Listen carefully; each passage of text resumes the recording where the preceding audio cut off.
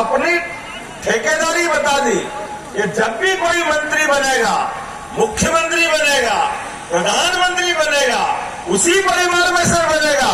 मुझे इस बात की प्रसन्नता है यशस्वी प्रधानमंत्री जोरदार तालियां बजाए नरेंद्र मोदी जी के लिए, जिन्होंने ये मिथक तोड़ा। एक गरीब आदमी गरीब परिवार से निकला हुआ, आप बताइए चाय बेचना कोई गुनाह होता है क्या?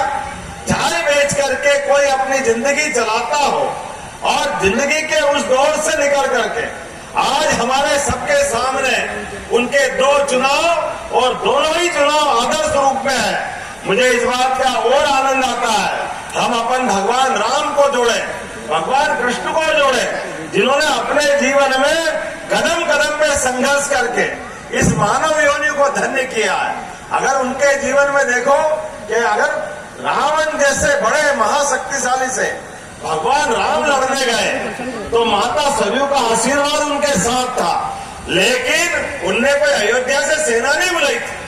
उन्होंने अपने इसी प्रकार के समाज के सभी वर्गों का साथ लेकर के उस घमंडिया रावण को, जिसके घमंड से ऐसा कहते हैं कि जो घमंडी होता है वो किस मुंह से बोलता है मालूम नहीं, तो एक कल्पना ये भी कर सकते हैं कि 10-10 मुंह से बोलने वाले ये घमंडियों की बात का जवाब का भरोसा नहीं रहता है। ये कभी क्या बोलेंगे, कभी क्या बोलेंगे, ये कुछ भी बोलेंगे और लोग दुनिया इनको मान लेगी, लेकिन कर्म कैसे करते हैं?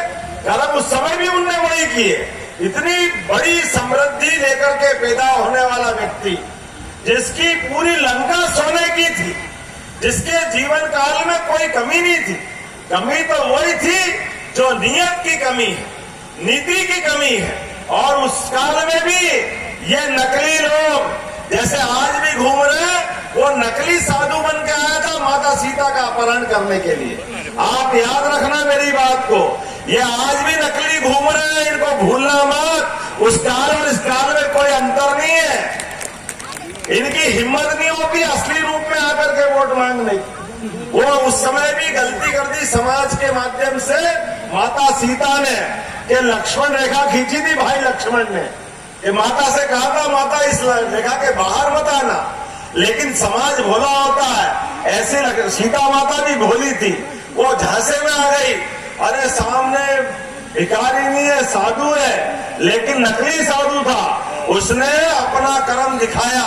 ये तो माता भिक्षा देने गई और उनने अपना कर्म करते हुए अपहरण करके लिया है। मुझे इस बात की प्रसन्नता है, समाज साथ देता है। उस घमंडी रावण को भगवान राम ने लंका पार करके पूरी लंका भी जलाई और रावण का घमंड भी तोड़ा। ये होती है जनता की जीत, ये होती है लोकतंत्र की जीत। मेरे साथ बोलो प्रभु रामचंद्र महाराज की। ये सरयू में बहती हुई रिकॉर्ड की वो ये लहरें एहसास कराती है कि भगवान राम इसी देश में थे, लेकिन जो चुनाव हो रहा है, हम किससे चुनाव लड़ रहे हैं मैं याद दिलाना चाहूंगा। आप बताइए भगवान राम कहाँ पैदा हुए थे? कहाँ पैदा हुए थे भाई साहब? आप बताओ कहाँ पैदा हुए थे? आप बताओ कहाँ पैदा हुए थे? आपको मालूम, सबको मालूम। अगर नहीं मालूम तो कांग्रेस और उनके साथ वाले को मालूम नहीं कि राम पैदा कहाँ हुए थे। इसलिए कोर्ट में शपथ पत्र दे रहे थे, कहाँ राम पैदा हुए, हमने किसने देखा? और तो और कांग्रेस की सरकार में वो राम सेतु तोड़ने का निर्णय कर लिया। इतना गंदा सोचते हैं। अरे भगवान राम का जमाने का इतिहास, हम तो अपने भारत की बात करते हैं जहाँ रामेश्वरम के अंदर भगवान की पूजा करते हैं। अरे लंका वाले तो वो लोग हैं जो आज भी उनका देश का इतिहास भगवान राम से जोड़ते हैं, लेकिन ये कांग्रेस वाले लोग तथाकथित उस वोट की मानसिकता के आधार पर भगवान राम की संस्कृति को मिटाने में लग गए।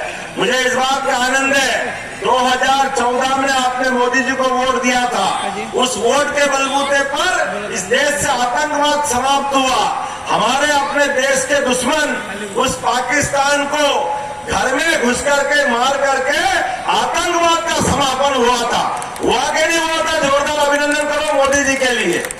पहली बार ऐसा हुआ कि देश के दुश्मन को देश की सेनाओं ने उनके घर में घुसकर मारने का हिम्मत दिखाई। वो दुनिया के तीसरे देश में हम शामिल हुए। एक अमेरिका जो अपने देश के दुश्मन को कहीं भी मारता है, दूसरा इजराइल और मोदी जी के नेतृत्व में तीसरा देश बना भारत। ये चुनाव इस बात का है कि हम देश को कहां ले जाना चाहते हैं। आप अंतर्राष्ट्रीय नक्शे पे देख लो, समाचारों में आता है आज भी ईरान, इजराइल, रूस, यूक्रेन चारों तरफ युद्ध के बादल चारों तरफ दिखाई देते हैं। ऐसे में देश की सीमाओं की सुरक्षा के लिए, देश के नागरिकों के अमन चैन के लिए देश का सशक्त नेता चाहिए। और दूसरी बार का वोट हमने सबने देखा, जिस भगवान राम के लिए प्रमाण मांगते थे, डंके की चोट अयोध्या में राम मंदिर बनाकर दिया कि नहीं दिया? जोरदार अभिनंदन करें नरेंद्र मोदी जी का। बोले जय जय श्री राम। आज ये सनातन संस्कृति के ऊपर ये घमंडिया गठबंधन के लोग कहते हैं ये सनातन संस्कृति के मच्छर मलेरिया के मच्छर हैं, ये डेंगू की बीमारी। अरे इनको जवाब देना पड़ेगा। आप याद रखना, हम सब जो लोग बैठे हैं वो गोपाल कृष्ण का काल याद करें। आज से 5000 साल पहले ये लोग जैसे आज मोदी जी को गाली बक रहे हैं, भाजपा को गाली बक रहे हैं, लोकतंत्र को गाली बक रहे हैं, दुर्भाग्य इस देश का एक 5000 साल पहले भी घटना घटी थी। भगवान कृष्ण को गाली देखने वाला उस समय का भी एक व्यक्ति था, रिश्ते में तो भाई लगता था, लेकिन शिशुपाल नाम था उसका, है याद सबको। वो गाली बकता था और भगवान ने उनका अपना रिश्ता निभाने में, उनकी माँ आई थी, उन्होंने कहा मुझे इसका भविष्य मालूम है, कन्हैया तुमसे ही ये मरेगा, लेकिन मेरा बेटा है, मेरा प्रेम है, इसलिए इसको बचा लेना। तो भगवान ने कहा ठीक है बुआ जी, मैं गलती तो माफ करूंगा, 1 2 3 नहीं, मैं 100 गलती माफ करूंगा, लेकिन जैसे 100 हो जाए फिर मेरे से मत बोलना। और ऐसा ही हुआ, जैसे ही वो गाली बकते बकते 99, उसके बाद 100 हुए। जैसे ही गाली पूरी हुई, भगवान ने उंगली ऊपर करी और सुदर्शन चक्र आया, और सुदर्शन चक्र ने राम से शिशुपाल का सिर धड़ से अलग कर दिया। ये लोकतंत्र की ताकत है। आप भी अपनी उंगली बचा के रखना, भगवान कृष्ण को काल को याद रखना। ये गाली बकने वाले जितने मिल जाए, जिस दिन वोट पड़ेंगे उस दिन आप अपनी उंगली का सदुपयोग करना, अपने आप ये सारे के सारे लोग धराशायी हो जाएंगे, कोई बचाने वाला नहीं इनको। क्योंकि हम बताइए, इस देश के अंदर रावण की संस्कृति बढ़ेगी, कृष्ण के बजाय कंस की संस्कृति की जय जयकार कराएं। अरे भगवान कृष्ण की जय जयकार नहीं कराएं तो किसकी कराएंगे?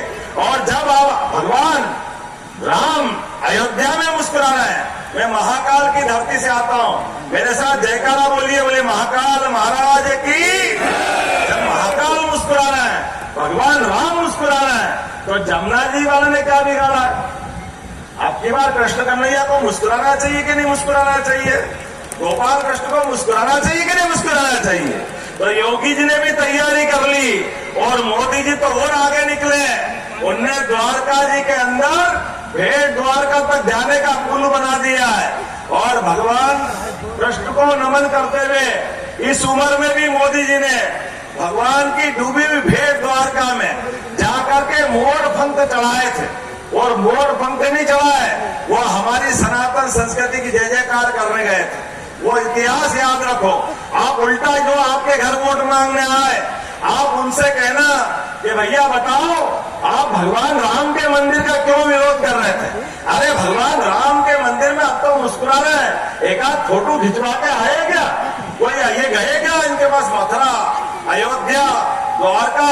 जरा फोटो तो बता दो, वोट मांगने आओगे, लेकिन इतने बड़े समाज की आस्था के साथ खिलवाड़ करोगे, ये बर्दाश्त नहीं है। मुझे इस बात की प्रसन्नता है, यशस्वी नरेंद्र मोदी जी ने नई शिक्षा नीति ला करके 2020 में पूरे देश के सामने, अरे ये लार्ड मेकाले की शिक्षा नीति थी 1832 वाली, जिसमें हमारे सभी देवी देवताओं के सारे प्रसंग गायब कर दिए थे। कोई भगवान कृष्ण को याद नहीं कर सकता है, कृष्ण के भगवान के गरीब आदमी से सुदामा की दोस्ती को याद नहीं कर सकते। उनके प्रसंगों की बात नहीं कर सकते, भगवान राम के अच्छे प्रसंगों को याद नहीं कर सकते। मुझे इस बात की प्रसन्नता है 2020 की शिक्षा नीति लागू करके हमने नई पीढ़ी को भी, वर्तमान में तो ये हमारे देवस्थान आनंद में डूबेंगे ही, लेकिन भविष्य में भी इनकी जय जयकार करने के लिए इनके बीच के अच्छे प्रसंगों को हमने शिक्षा नीति का हिस्सा बनाया है। नरेंद्र मोदी जी के लिए ऐसे ही नहीं कहते हैं, अरे कानून आप तो बैठे राज्यसभा में बैठे, जोरदार ताली बजाओ नीरज जी के लिए। अंग्रेजों का कानून आईपीसी 1862 का अपराध दंड संहिता, चाहे भारतीय दंड संहिता, अरे इस देश के अंदर कानून का राज देने आओगे, लेकिन अंग्रेजों ने कहा कि कानून की देवी के आंख पे पट्टी बनी रहती है, इसलिए वो न्याय करेगी। अरे भैया ये हिंदुस्तान है, मैं तो विक्रमादित्य की नगरी से आता हूँ, हमारे तो पंच परमेश्वर न्याय कर देते हैं। अरे खुली आंखों से नहीं देखोगे तो न्याय क्या करोगे। मुझे इस बात की प्रसन्नता है, ये सारे चिन्ह नरेंद्र मोदी मिटा रहे हैं जो अंग्रेजों ने या कांग्रेस ने लागू किए हुए थे। अब ये अपराध संहिता, अपराध दंड संहिता किसको कहते हैं? अंग्रेजों ने यहाँ पे राज किया, इसलिए वो दंड संहिता की बात करते हैं। हम तो न्यायधारी लोग हैं, न्याय पसंद करने वाला समाज है, इसलिए न्याय संहिता बनी है। एक एक करके एक नहीं कई सारे निर्णय किए, और ये किसान बैठे हैं। आप बताइए किन किन के खाते में पैसे आते हैं, अपने हाथ खड़े करके बताना जिन जिन के खाते में पैसे आते हैं। ये चाहे कांग्रेस हो चाहे समाजवादी हो, ये कभी आपके खाते में पैसे डाल रहे थे क्या? कभी मौका ऐसा आया क्या? ये पहली बार हुआ है कि सीमा के जवान और खेत का किसान दोनों को सम्मान देने का काम अगर किसी ने किया है, यशस्वी प्रधानमंत्री नरेंद्र मोदी जी ने किया, अभिनंदन करो। आपका वोट इस बात के लिए भी जाना चाहिए। ऐसे एक नहीं कई प्रसंग में सुना सकता हूं, लेकिन समय की कमी है। आज हम सब संकल्प करें, आने वाले चुनाव में भाई नीरज जी के लिए खड़े हो जाओ, नीरज जी, और आप सब भी खड़े हो जाओ अपने स्थान पर, दोनों हाथ की मुट्ठी बांध लो। भगवान कृष्ण को मुस्कुराने के लिए, विकास के पहिए को और आगे ले जाने के लिए, और नीरज जी के माध्यम से नरेंद्र मोदी की फिर सरकार बनाने के लिए हम और आप संकल्प करेंगे। बोलो सब तैयार है? आप बताओ सब तैयार है? तो मेरे साथ बोलो गोपाल कृष्ण भगवान की